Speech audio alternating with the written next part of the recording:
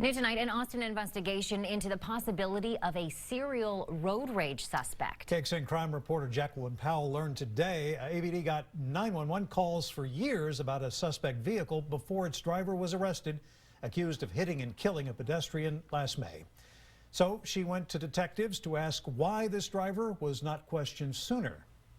Robert Sidney, it wasn't until James Dirks was charged with aggravated assault and a deadly road rage case that detectives started looking back to see if there had been any prior calls on him. Well, they found more than 40 people had called 911 on cars registered in his name since 2009.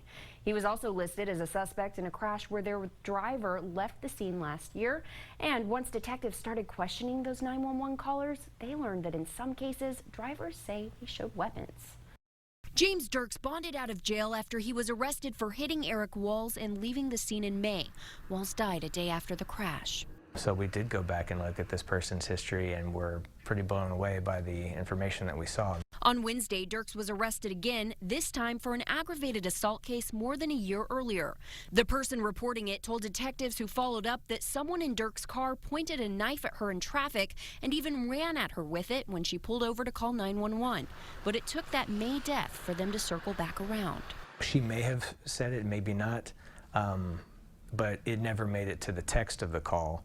So officers were never aware, and the dispatcher was never made aware that a knife was pulled on this person. Dozens of 911 calls before that never made it to detectives either because of the way the system works. Traffic violations are only misdemeanors. Officers only respond if they're in the area and have time.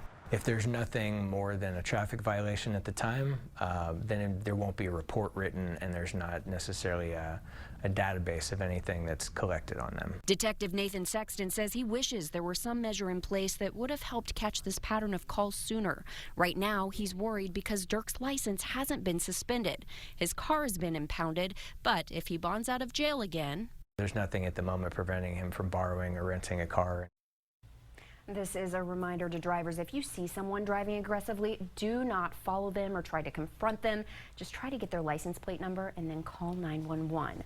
And Jackie, you did try to get information, right, about why his license wasn't suspended back in May, right? I did, and APD can only request an automatic suspension in certain cases like a DWI, but these charges did not qualify. So I've asked DPS what kind of circumstances it would take to suspend a license. In a case like this, I haven't gotten an answer on that yet. I also asked the court that arraigned Dirks whether taking his license away could have been a condition of bond after what happened in May, but I was told that because of the kind of bond that was set, the judge likely wasn't able to specify any conditions. Really interesting. Jackie, thank you so much.